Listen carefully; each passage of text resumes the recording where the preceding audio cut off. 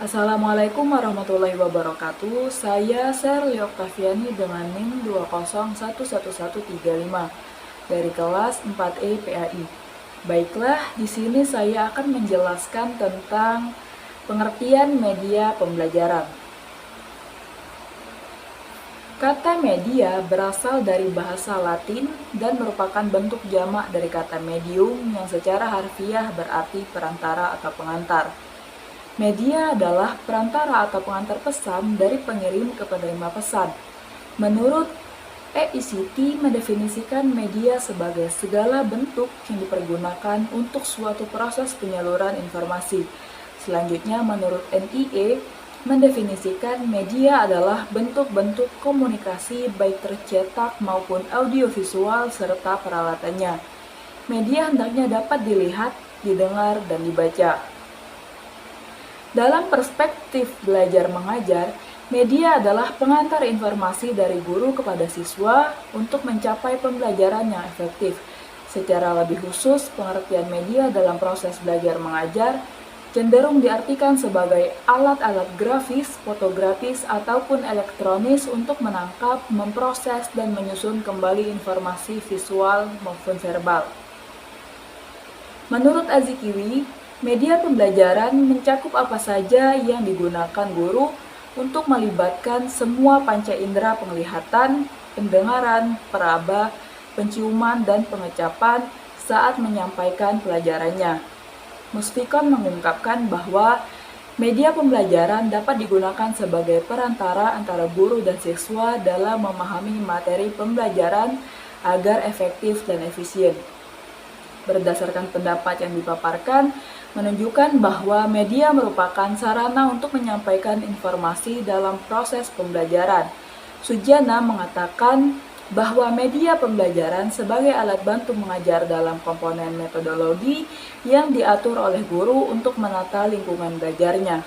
Sedangkan Akib menuturkan bahwa media pembelajaran sebagai segala sesuatu yang dapat digunakan untuk menyalurkan pesan, merangsang pikiran, perasaan, perhatian, dan kemauan siswa sehingga dapat mendorong proses belajar siswa. Mudofir menambahkan bahwa media belajar selain sebagai sumber belajar juga dapat diartikan dengan manusia, benda, atau juga peristiwa yang membuat kondisi siswa untuk lebih memungkinkan mendapat sikap dan keterampilan. Mungkin itu saja yang dapat saya sampaikan. Selanjutnya akan dilanjutkan oleh pemateri yang lainnya. Sekian, terima kasih. Jadi berdasarkan pendapat yang telah dipaparkan menunjukkan bahwa media pembelajaran adalah suatu sebagai wadah digunakan perantara penghubung dari pemberi informasi yaitu guru kepada penerima informasi siswa yang bertujuan untuk menstimulus para siswa agar termotivasi serta bisa mengikuti pembelajaran secara utuh dan bermakna. Dari segi pemberian materi ada 5 komponen dalam pengertian media pembelajaran. Pertama, sebagai perantara atau pesan pemateri dalam proses pembelajaran. Yang kedua, sebagai sumber belajar. Yang ketiga, sebagai alat bantu untuk menstimulus motivasi siswa dalam belajar. Keempat, sebagai alat bantu yang efektif untuk mencapai suatu hasil pembelajaran yang utuh dan bermakna. Serta yang terakhir adalah alat untuk memperoleh dan meningkatkan skill. Terima kasih. Bismillahirrahmanirrahim. Assalamualaikum warahmatullahi wabarakatuh. Saya Delta Lestari, NIM 2011140. Saya di sini akan melanjutkan menjelaskan materi. Setelah materi A tadi, sekarang saya akan menjelaskan materi bagian B, yaitu fungsi media dalam pembelajaran. Kegiatan pembelajaran melibatkan berbagai komponen. Salah satunya yaitu tidak kalah penting adalah komponen media. Media memiliki fungsi dan kegunaan yang sangat penting untuk membantu kelancaran proses dalam sistem pembelajaran dan efektivitas pencapaian hasil belajar. Fungsi media pembelajaran dalam proses pembelajaran adalah sebagai pembawa informasi dari sumber atau guru menuju penerima atau siswa tersebut atau siswa. Dengan media dapat membantu untuk menyampaikan materi-materi yang akan diberikan kepada para pelajar ataupun para siswa. Yang selanjutnya yaitu fungsi afektif media visual dapat terlihat dari tingkat kenikmatan peserta didik ketika belajar atau membaca teks yang bergambar.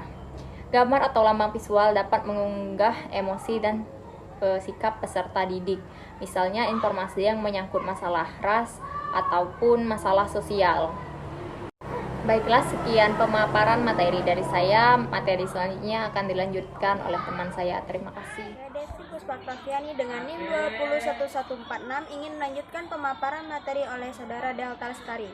Dengan kata lain, media pembelajaran berfungsi untuk mengakomodasikan informasi dalam teks dan mengingatnya kembali. Dengan kata lain, media pembelajaran berfungsi untuk mengakomodasikan peserta didik yang lemah dan lambat dalam penerimaan dan memahami isi pelajaran yang disajikan dengan teks atau disajikan secara verbal.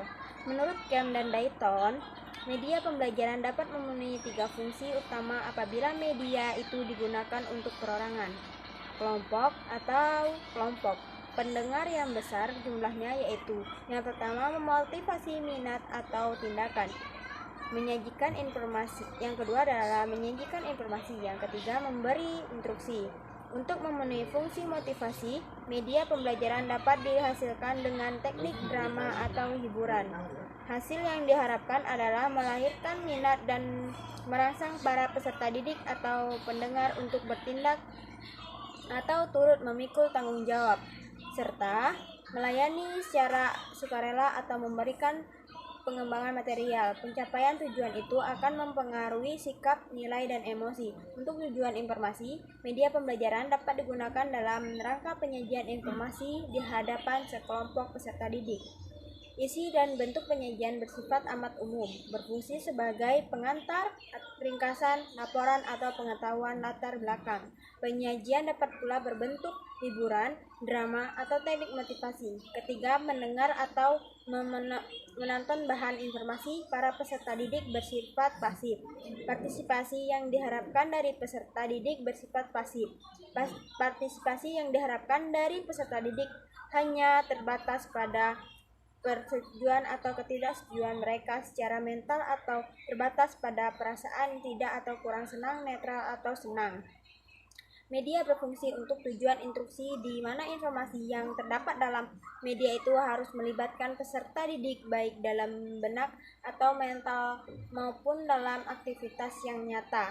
Sehingga dapat terjadi 10 materi harus dirancang secara lebih sistematis dan psikologis, dilihat dari segi prinsip-prinsip belajar agar menyiapkan instruksi yang efektif. Fungsi media pembelajaran menurut Suwardi diantaranya: 1.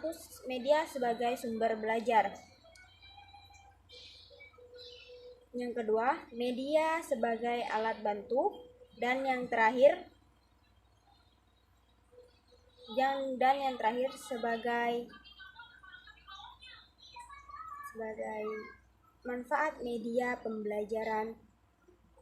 Mungkin itu saja pemaparan dari saya. Saya akhiri. Wassalamualaikum warahmatullahi wabarakatuh. Baik, di sini saya akan melanjutkan penjelasan dari teman saya tadi. Di sini saya akan menjelaskan tentang pemanfaatan dan penggunaan media dalam pembelajaran PAI. Nah, yang pertama itu pemanfaatan media pembelajaran. Berikut ini adalah pola-pola pemanfaatan media pembelajaran yang dapat dilakukan antara lain, yaitu yang pertama ada pemanfaatan media dalam situasi kelas atau classroom setting. Nah, dalam tatanan ini media pembelajaran dimanfaatkan untuk menunjang tercapainya tujuan tertentu. Pemanfaatannya pun dipadukan dengan proses belajar mengajar dalam situasi kelas. Berikutnya tuh ada yang pemanfaatan di luar kelas. Nah, tadi kan ada pemanfaatan di dalam situasi kelas, dan selanjutnya itu pemanfaatan media di luar situasi kelas. Nah, dalam di luar situasi kelas ini ada menjadi 2 kelompok utama. Yang pertama itu ada pemanfaatan secara bebas. Pemanfaatan secara bebas adalah bahwa media itu digunakan tanpa kontrol atau diawasi. Pembuatan program media distribusi program media ini di masyarakat memakai media baik dengan secara diperjualbelikan maupun distribusikan secara bebas. Maksudnya dari media ini tidak ada kontrolnya, yaitu dilakukan secara bebas. Ya, berikutnya itu pemanfaatan media secara terkontrol, yang tadi tidak secara bebas atau tidak terkontrol. Dan selanjutnya itu pemanfaatan media secara terkontrol. Pemanfaatan media secara terkontrol adalah bahwa media itu digunakan dalam suatu rangkaian kegiatan yang diatur secara sistematis untuk mencapai tujuan tertentu. Biasanya sasaran didik diatur dalam kelompok-kelompok belajar. Setiap kelompok diketuai oleh pemimpin kelompok dan disurvei oleh seorang tutor. Nah, selain yang kedua utama tadi, ada juga pemanfaatan media secara perorangan, kelompok atau massal, yaitu digunakan secara kelompok, bisa juga perorangan atau massal. Nah, penggunaan secara perorangan ini berarti bahwa media itu digunakan oleh satu orang saja. Mungkin hanya itu, selanjutnya akan dilanjutkan oleh teman saya. Bismillahirrahmanirrahim. Selanjutnya, yang kedua, penggunaan media pembelajaran. Media adalah perantara atau pengantar pesan dari pengirim ke penerima pesan. AECT tahun 1979 mengartikan media sebagai salah satu bentuk dan saluran untuk proses transmisi informasi. Secara sederhana, apa yang dimaksud dengan media dapat diartikan dengan dua pengertian. Pengertian pertama, media dapat diartikan segala yang dapat digunakan untuk menyampaikan atau memperjelas pesan pembelajaran. Dan pengertian yang kedua, media itu dirancang secara khusus untuk mencapai tujuan atau kompetensi pembelajaran tertentu. Penggunaan media pembelajaran yang akan dibahas mengikuti taksonomi Leshin dan kawan-kawan, antara lain: A. Media berbasis manusia. Media berbasis manusia mengajukan dua teknik yang efektif, yaitu rancangan yang berpusat pada masalah dan bertanya ala Socrates. Untuk rancangan yang berpusat masalah, langkah-langkahnya antara lain: yang pertama, merumuskan masalah yang relevan. Yang kedua, mengidentifikasi pengetahuan dan keterampilan terkait untuk memecahkan masalah. Yang ketiga, ajarkan mengapa pengetahuan itu penting dan bagaimana pengetahuan itu dapat diterapkan untuk pemecahan masalah. Yang keempat, tunjukkan eksplorasi siswa. Kelima, kembangkan masalah dalam konteks yang beragam. Yang keenam, nilailah pengetahuan siswa dengan memberikan masalah baru untuk dipecahkan. Yang B, media berbasis cetakan. Materi pembelajaran berbasis cetakan yang paling umum dikenal adalah buku teks, penuntun, jurnal, majalah, dan lembaran lepas. Beberapa cara yang digunakan untuk menarik perhatian pada media berbasis teks ini adalah warna, huruf, dan kotak. Dan C, media berbasis visual. Media pembelajaran berbasis visual ini atau image atau perumpamaan memegang peran yang sangat penting dalam proses belajar, karena dapat memperlancar pemahaman, misalnya melalui elaborasi, struktur, dan organisasi, dan memperkuat ingatan. Baik, sekian dari saya, mungkin hanya itu saja. Terima kasih.